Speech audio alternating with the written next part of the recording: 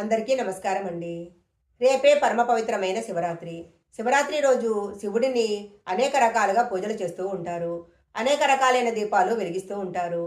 కార్తీక మాసంలో దీపారాధన శివుని పూజ చేసేటప్పుడు దీపారాధనకు ఎంతో ప్రాముఖ్యత ఉంది. శివరాత్రి రోజు నారికేళ దీపాన్ని వెలిగించినట్లయితే అనేక మంచి ఫలితాలు వస్తాయి. అయితే శివరాత్రి రోజు నారికేళ దీపాన్ని ఎలా వెలిగించాలి అన్న విషయాలను ఇప్పుడు మనం ఈ వీడియోలో తెలుసుకుందాము. ముందుగా ఒక చిన్న రిక్వెస్ట్ అండి. మీరు గనక మా ఛానల్ మొదటిసారి చూస్తున్నట్లయితే వెంటనే సబ్స్క్రైబ్ చేసుకోండి. పక్కనే ఉన్న బెల్ ఐకాన్ని యాక్టివేషన్ చేసుకుంటే మేము పెట్టే వీడియోలన్నీ కూడా మీకు ముందుగానే నోటిఫికేషన్గా వస్తాయి.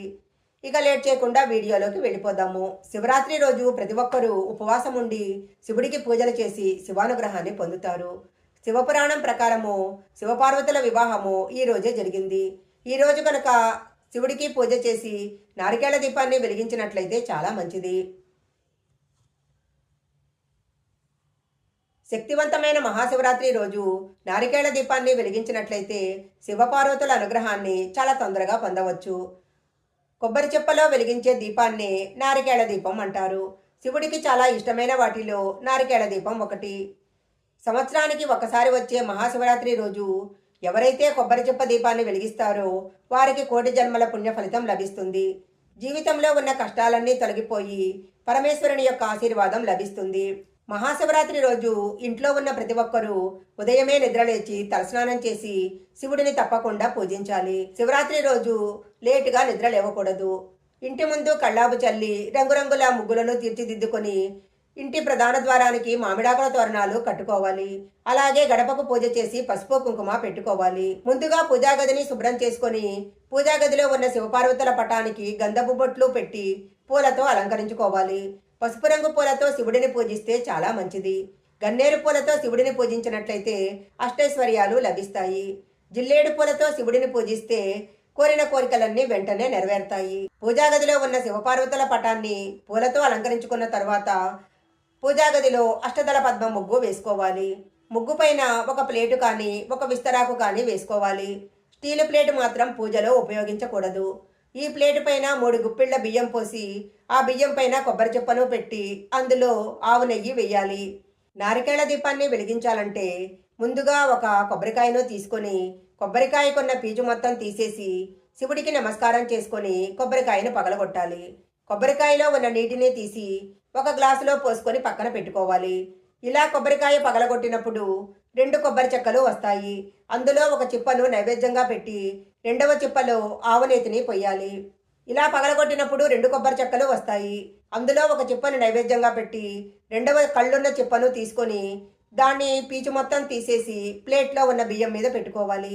ఈ కొబ్బరి చిప్పకు కుంకుమ బొట్లు పెట్టి కొబ్బరి చిప్పలో ఆవు నెయ్యి పోసి అందులో ఒత్తులు వేసి కొబ్బరి దీపాన్ని వెలిగించాలి. ఈ కొబ్బరి దీపం వెలిగించిన వెంటనే పార్వతీ పరమేశ్వరులు ప్రత్యక్షమవుతారని పురాణాల్లో చెప్పబడింది. అందువలన నారికేళ దీపం వెలిగించగానే కొబ్బరి దీపాన్ని ముట్టుకొని నమస్కారం చేసుకోవాలి. ఈ దీపానికి అక్షింతలు వేసి మీ మనసులో ఉన్న కోరికను చెప్పుకోవాలి. కొబ్బరికాయ దీపానికి హారతిచ్చి శివపార్వతులకు కూడా హారతిచ్చి 5 ప్రదక్షిణాలు చేసి పూజను ముగించాలి. ఈ కొబ్బరి దీపము కనీసము 48 నిమిషాల పాటు వెలుగుతూ ఉండాలి. ఈ దీపం వెలుగుతున్న సమయంలో ఓం నమ శివాయ అనే పంచాక్షరి మంత్రాన్ని పఠించాలి. ఈ మంత్రము చాలా శక్తివంతమైనది. కొబ్బరికాయ పగలగొట్టినప్పుడు వచ్చిన నీళ్లను నైవేద్యంగా పెట్టాలి. నారికేళ దీపం కొండెక్కిన తర్వాత కొబ్బరి దీపాన్ని తీసి ఎవరూ తొక్కని ప్రదేశంలో వెయ్యాలి లేదా పారే నీటిలో వెయ్యాలి. శివుడికి 3 కళ్ళు ఉంటాయి. అలాగే కొబ్బరికాయకు కూడా 3 కళ్ళు ఉంటాయి. 3 కన్నులున్న కొబ్బరి చిప్పలో దీపం వెలిగిస్తే కోటి జన్మల పుణ్య ఫలితం లభిస్తుంది. కొబ్బరికాయలో త్రిమూర్తులు కొలువై ఉంటారు. మహాశివరాత్రి రోజు కొబ్బరి దీపం వెలిగించినట్లయితే అక్షయ ఫలితాలను పొందవచ్చు.